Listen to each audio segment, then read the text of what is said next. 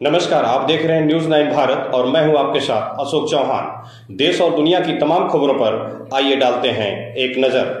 खबर आजमगढ़ के मुबारकपुर से है। आल जामियतुल अशरफिया मुबारकपुर में हुजूर हाफिज मिल्लत की मजार पर बृहस्पतिवार को अपराह्न 3 बजे भाजपा के राष्ट्रीय अध्यक्ष अल्पसंख्यक प्रकोष्ठ जमाल सिद्दीकी ने गुलपोशी व चादरपोशी किया। उन्होंने भाजपा की नीतियों को जन जन तक पहुंचाने और सरकार की योजना से लाभान्वित करने का भरोसा दिलाया।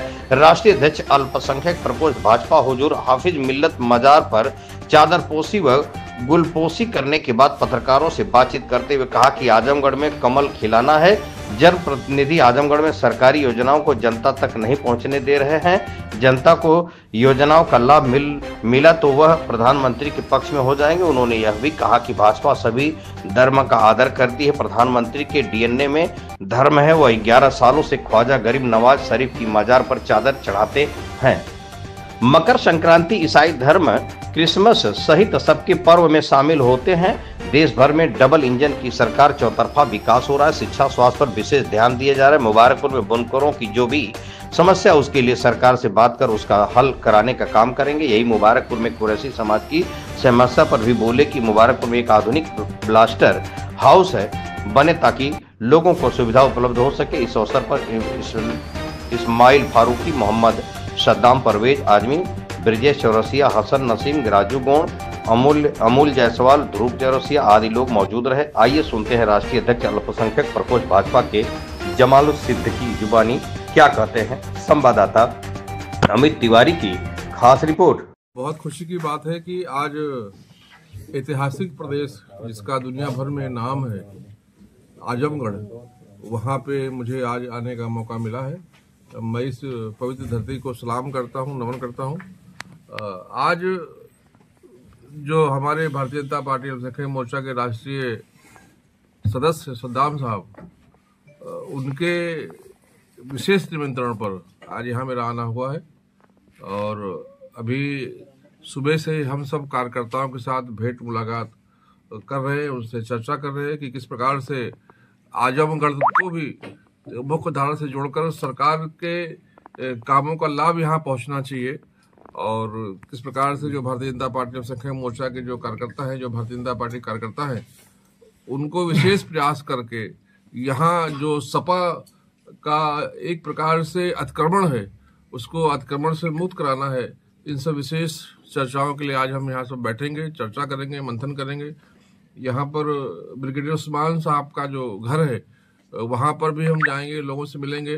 ब्रिगेडियर उस्मान साहब जिनका बहुत बड़ा नाम है, बहुत बड़ी कुर्बानी है इस मुल्क के लिए, उनके जो जन्म स्थान है वहाँ पर भेंट देकर किस प्रकार से उनके कामों को, उनके बलिदान को पूरी दुनिया में पहुँचाया जाए, उस पर भी हम चर्चा करेंगे।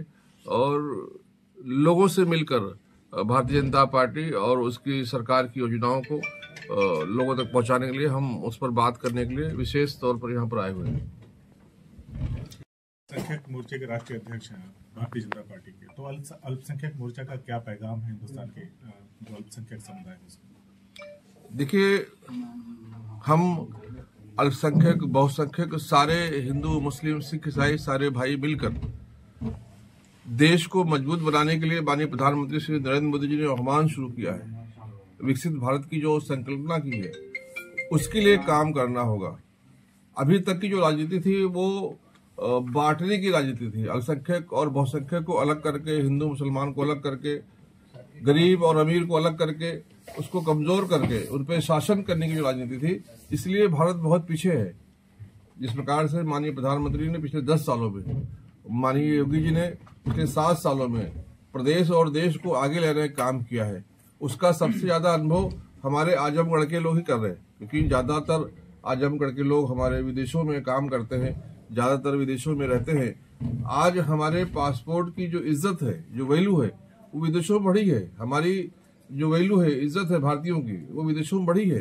तो इस काम को हमें सबको मिलकर आगे बढ़ाना है, भारत को मजबूत बनाना है, भारत को विकसित राष्ट्र बनाना है। इसके लिए अल्पसंख्यक, बहुसंख्यक, हिंदू, मुस्लिम सारे भाइयों को मिलकर काम करना होगा। इसी आह्वान के लिए अल्पसंख्यक मोर्चा काम कर रहा है। तो क्या सर माना जाए कि अब मॉब लिंचिंग के नाम पर कोई मुसलमान मारा नहीं जाएगा? देखिए, मॉब लिंचिंग, दंगा, परिवारवाद, भ्रष्टाचार से मुक्ति दिलाने का काम भारतीय जनता पार्टी की सरकार ने किया है। और विशेष रूप से जब से माननीय योगी जी की सरकार है, जो बाहुबली है, जो धन्ना सेठ है, जो गुंडे मवाली हैं, वो प्रदेश छोड़कर भाग रहे। भारतीय जनता पार्टी की सरकार को बदनाम करने के लिए अगर कोई घटना को मॉब लिंचिंग देकर हिंदू मुसलमान तनाव करने का काम अगर कोई करता है, तो मुझे लगता है कि ऐसी सस्ती राजनीति से हमें बचना चाहिए। अल्पसंख्यक मोर्चे के आप राष्ट्रीय अध्यक्ष हैं। अल्पसंख्यक की मैं अगर बात करूं, खास करके मुस्लिम कम्युनिटी की, तो बीजेपी की तरफ से उनके लिए क्या पहल की जा रही है ताकि उनकी दशा और दिशा में सुधार हो सके? भारतीय जनता पार्टी की सरकार केंद्र में और राज्यों में सभी समाज को एक साथ लेकर उनके विकास के लिए काम कर रही है। माननीय प्रधानमंत्री, खास करके मुस्लिम समुदाय की बात करें, माननीय प्रधानमंत्री श्री नरेंद्र मोदी जी जो योजनाएं लेकर आए हैं, लगभग 350 ऐसी योजनाएं हैं जो अल्पसंख्यक समाज के लिए विशेष रूप से चलाई जा रही हैं। आप पढ़ो प्रदेश योजना देखें, आप जो सीखो कमाओ योजना देखें, महिलाओं में सशक्तिकरण होना चाहिए, उसके लिए नई मंजिल नई रोशनी योजना देखें। सारी योजनाएं जो हैं वो अल्पसंख्यकों को पहुंचाई जा रही हैं। और विशेष रूप से आप देखेंगे तो जो प्रधानमंत्री श्री नरेंद्र मोदी की सरकार है और योगी जी की सरकार है, ये गरीब कल्याण को समर्पित है। कांग्रेस और सपा बसपा के कार्यकाल में जिस प्रकार से अल्पसंख्यक और मुस्लिम समाज को गरीब बनाया गया, शिक्षा से दूर रखा गया, उन सारी योजनाओं का फायदा जो देश भर में चल रही है हमारा मुस्लिम समाज ले रहा है। इसलिए आंकड़े बताते हैं कि सबसे ज्यादा लाभार्थी, चाहे वो आवास योजना का हो, चाहे आयुष्मान भारत स्वास्थ्य बीमा योजना का हो, चाहे जनधन योजना का हो, चाहे उजाला योजना का हो, चाहे उज्ज्वला योजना का हो, चाहे किसान सम्मान निधि योजना का हो, सारी योजनाएं जो चल रही है देश भर में, उसके सबसे ज्यादा लाभार्थी मुस्लिम समाज है। और उसको लाभ पहुंचाकर, शिक्षा से जोड़कर उसका विकास करने का काम भारतीय जनता पार्टी कर रही है। क्योंकि हमें मालूम है कि गरीबी और अशिक्षा हमें लोगों से दूर लेकर जाती है, और इसी का लाभ गरीब और अशिक्षित रखकर हमारे अल्पसंख्यक और मुस्लिम भाइयों का जो बेजा इस्तेमाल, वोट बैंक के रूप में इस्तेमाल सपा बसपा सरकार ने किया है, कांग्रेस सरकार ने किया है। हम शिक्षित करके लोगों को रोजगार से जोड़कर भारतीय जनता पार्टी से जोड़ने का काम करेंगे। सर, ये सरकार इतना कुछ मुसलमानों के लिए कर रही है, सर, जब शिक्षा ही सारी समस्याओं उसके बावजूद इसकी मुस्लिम मुखालिफ छवि बनी हुई है। ये उसको छवि सुधारने के लिए आप क्या कदम? देखिए, भारतीय जनता पार्टी अपने जन्म से, अपने स्थापना काल से सबका साथ सबका विकास पर काम कर रही है। मैं आपको 6 अप्रैल 1980 को लेकर जाना चाहूंगा।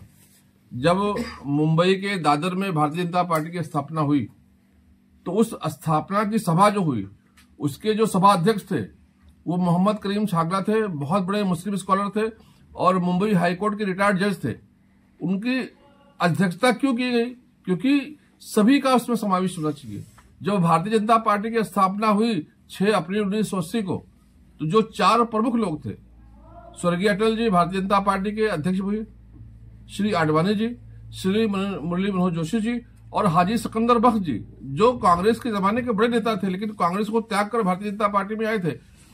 हाजी सिकंदर बख्श को भी महामंत्री बनाया गया। जो 3 महामंत्री थे, एक अध्यक्ष थे, उसमें हाजी सिकंदर बख्श यानी मुसलमानों की नुमाइंदगी कर रहे थे। लेकिन अफसोस इस बात का कि हमारा जो भाई वो भावनाओं में सोचता है, वो दिल से दोस्ती करता है, दिल से दुश्मनी करता है, दिमाग का इस्तेमाल नहीं करता है।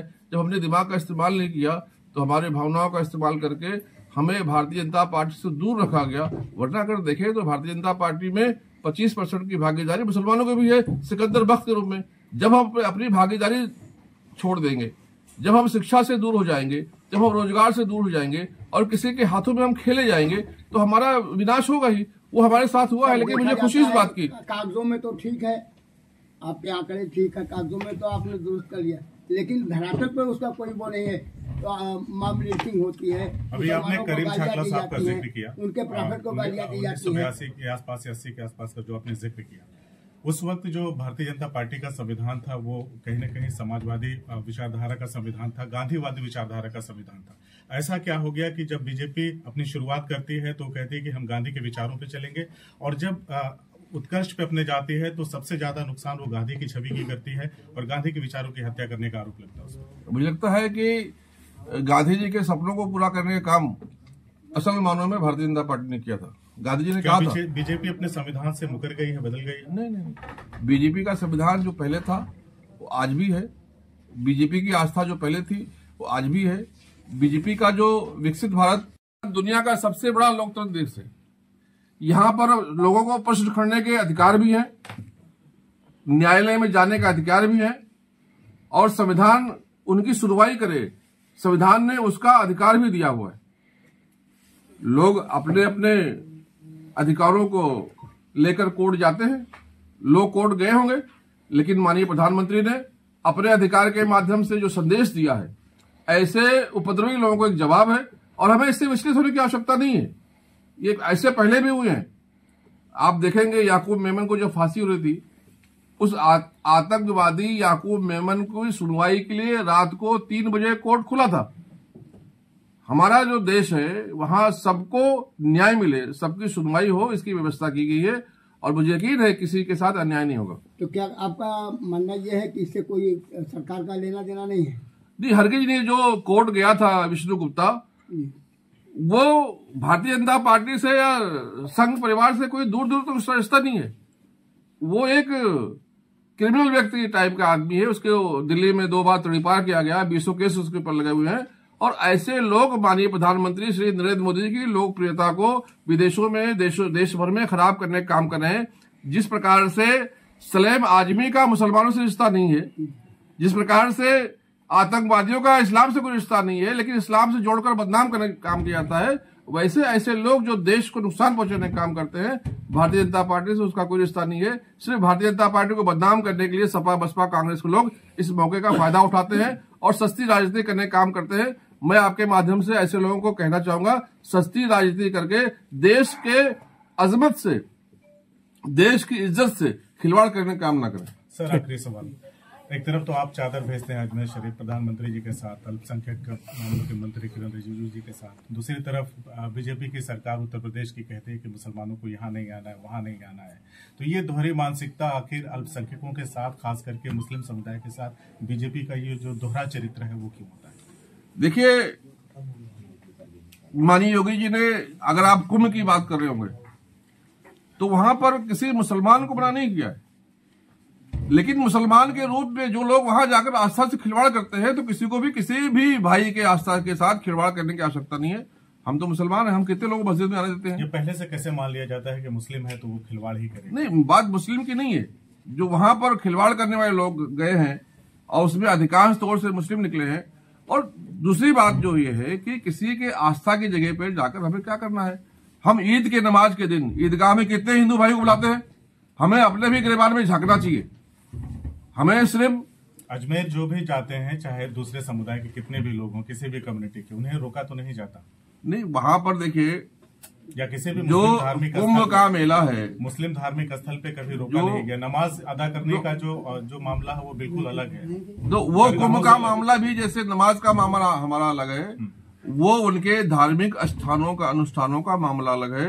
हमें एक दूसरे के धर्म के इज्जत करनी चाहिए, उनके अनुष्ठान को सम्मान करना चाहिए और ऐसे जगहों पर जान के बचना चाहिए जहां पर किसी के धर्म के आस्था को ठेस पहुंचे। मुसलमान संगम में जाकर नहाकर क्या वो अपने जो इस्लाम का पालन करेगा? इस्लाम में कहा गया है कि आप जाकर संगम में डुबकी लगाएं। अगर कहा गया है तो चले, मैं उनको लेके जाता हूं। जिन जिन मुसलमानों को संगम में डुबकी लगाना है, हमारे हिंदू भाइयों के आस्था के साथ जाना है, मैं उनको अनुमति के साथ लेकर जाऊंगा, सम्मान पूर्वक डुबकी लगवाऊंगा और वो जो भी अनुष्ठान वहां करना चाहते हैं, मैं उनको सम्मान पूर्वक करवाने की गारंटी देता हूं। कृपा करके किसी को भ्रमित करके किसी के धर्म के, किसी की आस्था को बदनाम करने का काम न किया जाए। ठीक। यहाँ खबरों का सिलसिला कभी नहीं थमता। सिर्फ और सिर्फ बने रहिए न्यूज़ 9 भारत पर। अब चाहूंगा इजाजत। नमस्कार।